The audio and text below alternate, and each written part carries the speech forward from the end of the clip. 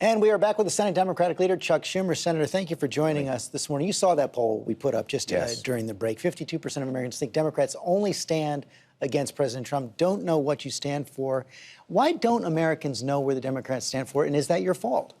Well, it is in part our fault. When you lose an election with someone who has, say, 40% popularity, you look in the mirror and say, what did we do wrong? And the number one thing that we did wrong is we didn't tell people what we stood for. Even today, as your poll showed, they know we're standing up to Trump. They like that. But they want to know, what do you stand for? So tomorrow, Democrats will unveil our economic agenda. It's called a better deal. It has three components. We're going to raise people's wages and create better paying jobs. We're going to cut down on their everyday expenses they have to pay, and we're going to give them the tools they need to compete in the 21st century. So simply put, what do Democrats stand for? A better deal for working families, higher wages, less costs, tools for the 21st century. You had president, though, for 8 years. You had control of Congress for part of that time. What took so long, and why didn't it happen during the campaign? Well, I don't know why it didn't happen in the campaign. We all take blame, not any one person. But now we have spent a lot of time working on this, and it's going to really impress the American people. It is not going to be left or right.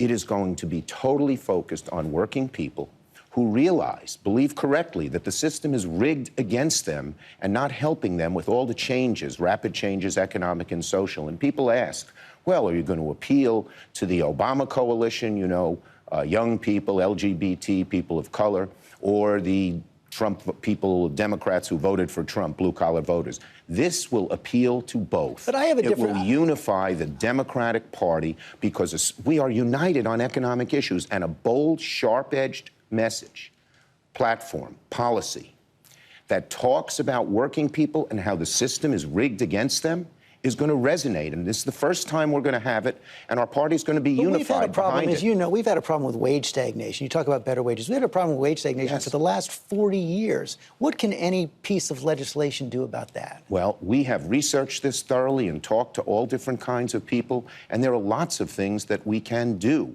And let me just say one more thing about this. Donald Trump campaigned sort of on this message. He was a populist. He campaigned against the establishment. As soon as he got into office, he embraced the Koch brother hard right and abandoned his plans to clean up Wall Street, to drain the swamp, to be tough on trade. We are going to fill that gap in a way that's really going to resonate with the American people. What are you going to propose that Donald Trump can sign on to? Without his support, this isn't going anywhere. Well, we are going to propose tomorrow. We've already proposed a few things. $1 trillion infrastructure plan. Trump, I don't know where he is on infrastructure, but we're willing to work with him on that. We've proposed already a $15 minimum wage. Trump won't go for that. We've proposed a child care, a family leave proposal that works well. Here's what we're going to propose tomorrow. Number one, we're going to go after the drug companies. We will create a special office that will just go after these drug companies when they raise prices so egregiously and people can't afford these drugs.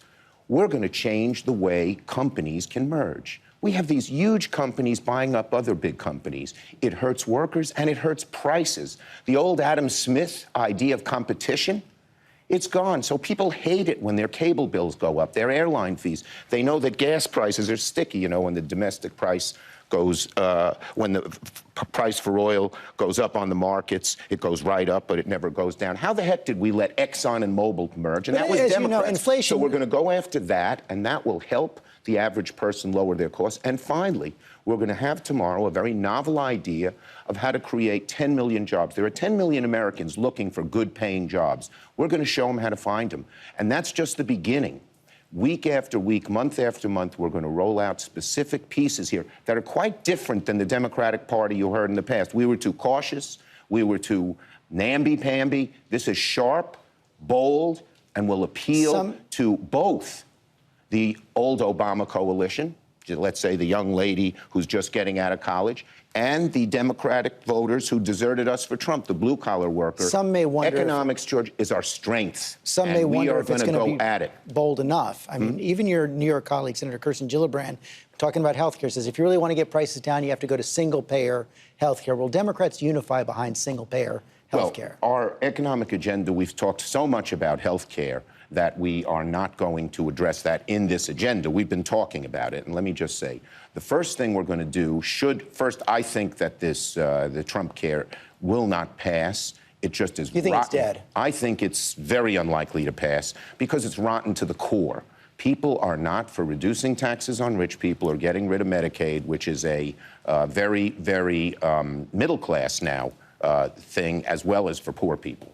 So the first things we're going to propose, if the Republicans hopefully will join us once they abandon this rotten bill, is some cost sharing, which the insurance companies say will help bring down premiums and stabilize the market.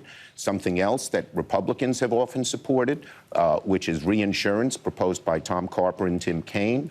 And Claire McCaskill's proposed something in the Bexar counties, B-A-R-E. If you can't get insurance in those counties, you can get the same kind of health insurance we get. Then we're going to look at broader things. Single payer is one of them. So that is on the table? Medicare, well, sure, many things are on the table. Medicare for people above 55 is on the table. Buy-in to Medicare is on the table. Buy-in to Medicaid is on the table. On the broader issues, we will start examining them once we stabilize the system. And our Republican colleagues have said, even Mitch McConnell alluded to the fact that should their bill fail, they'll work with us on these first stabilization things. Then Democrats and Republicans who will have different ideas should sit down and talk about how we can improve the system. And the one thing we insist on, we not do what they did, which is just 10 Republicans, 4 Republicans in a room, not even including us. Regular order, hearings, committees, go through the process. But on this agenda, we are going to really shake things up.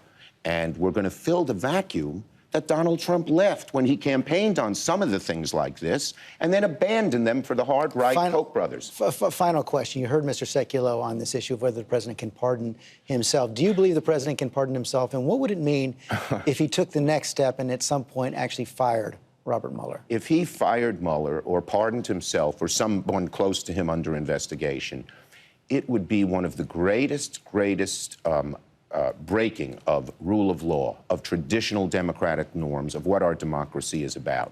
I think it would cause a cataclysm in Washington. I cannot imagine our Republican colleagues, including Ryan and Mitch McConnell, just standing by if he were to do either of those things. So I would strongly advise him not to. Senator Schumer, thanks for your time this morning. Thanks, George.